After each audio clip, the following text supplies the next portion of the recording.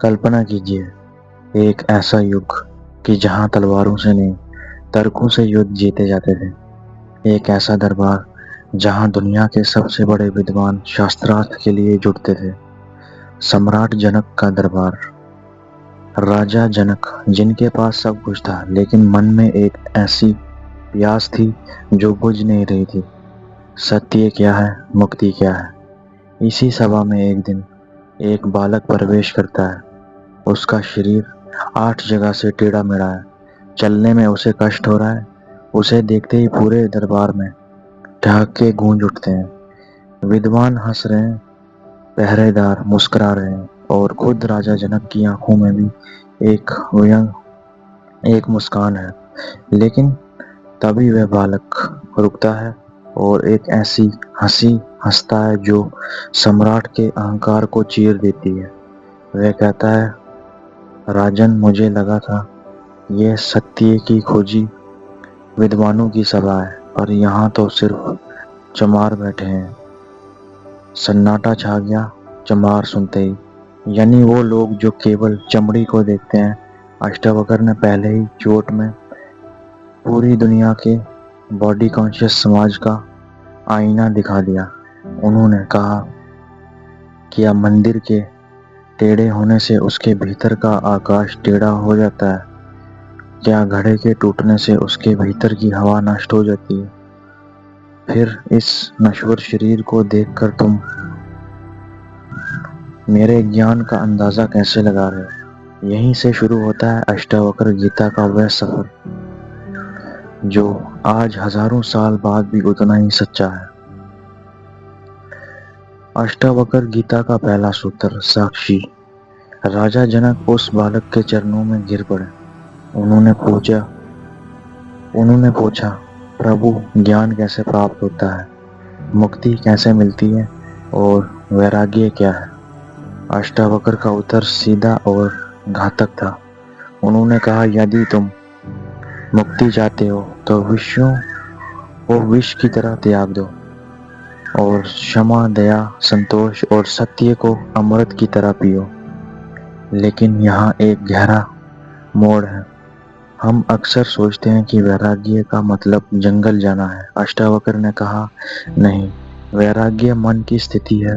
उन्होंने जनक से कहा, तुम न पृथ्वी हो, न जल, न अग्नि, न वायु और न आकाश। तुम इन पांचों तत्वों को देखने वाले साक्षी ऑब्जर्वर हो। इसे गहराई से समझिए। आज आप दुखी हैं क्योंकि आपका ब्रेकअप हुआ है, या आपकी नौकरी चली गई है, या आप बीमार हो।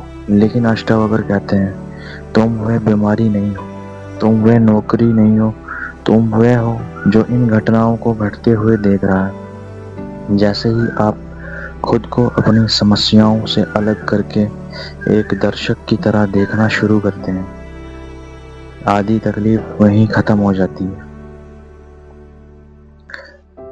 संवाद आगे बढ़ता है। जनक पूछते हैं, अगर मैं आत्मा हूं तो मैं बंधा हुआ क्यों महसूस करता हूं? अष्टावक्र मुस्कुराकर कहते हैं, तुम इसलिए बंधे हो क्योंकि तुम सोचते हो कि तुम करने वाले हो।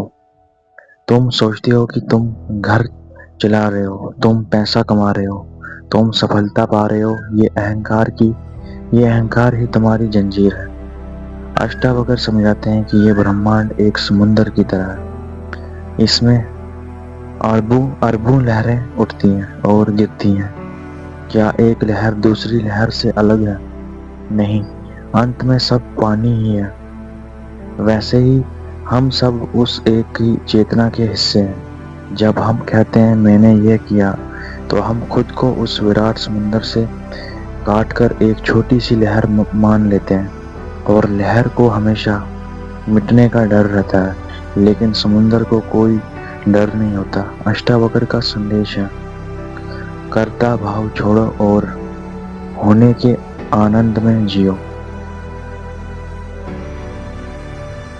इस महासंवाद को सबसे क्रांतिकारी हिस्सा वह है जहां अष्टावक्र इच्छाओं पर बात करते हैं, वह कहते हैं मुक्ति वह नहीं जो मरने के बाद मिलती है, मुक्ति वह है जो अभी इसी क्षण मिल सकती है।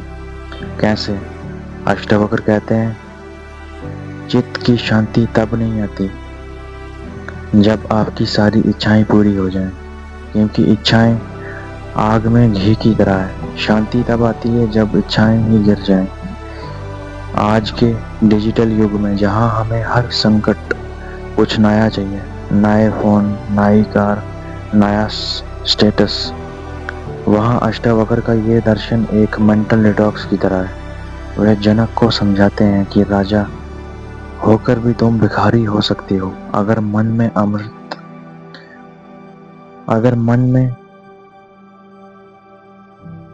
अर्पित है, और भिखारी होकर भी तुम सम्राट हो सकते हो अगर तुम भीतर से पूर्ण हो।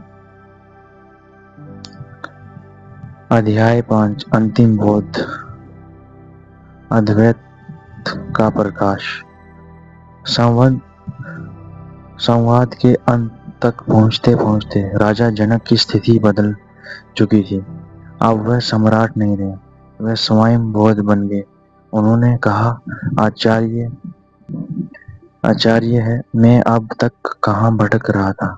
है आचार्य, मैं अब तक कहाँ भटक रहा था। मैं तो शुद्ध बुद्ध और शांत आत्मा हूँ। अष्टावक्र ने कोई चमत्कार नहीं किया। उन्होंने जनक की आंखों से केवल वह पर्दा हटाया जो उन्होंने खुद ओढ़ रखा था। अष्टावक्र गीता का सार ये है, तुम वही हो जिसे तुम खोज रहे हो। तो ये कहानी जानने के बाद हमें खुद से पूछना होगा, हम अपनी टेढ़ी मेढ़ी स्थितियों, सर्कमस्टेंसेस पर रोते रहेंगे या अष्टावक्र की तरह उस अखंड चेतना को पहचानेंगे जो कभी बीमार नहीं होती, कभी बूढ़ी नहीं होती और कभी मरती नहीं। अष्टावक्र का टेढ़ा शरीर एक प्रतीक है कि ये दुनिया कितनी भी टूटी फूटी क्यों ना हो, आपके भीतर का सत्य हमेशा पूर्ण होता है। जनक मुक्त हो गए, क्या आप तैयार हैं? अगर इस वीडियो ने आपके भीतर कुछ छुआ है तो अपने विचार कमेंट में साझा करें। अष्टावक्र के इन शब्दों को केवल सुनने नहीं, इन्हें जीने की कोशिश करें। मिलता हूं आपके साथ नेक्स्ट वीडियो में।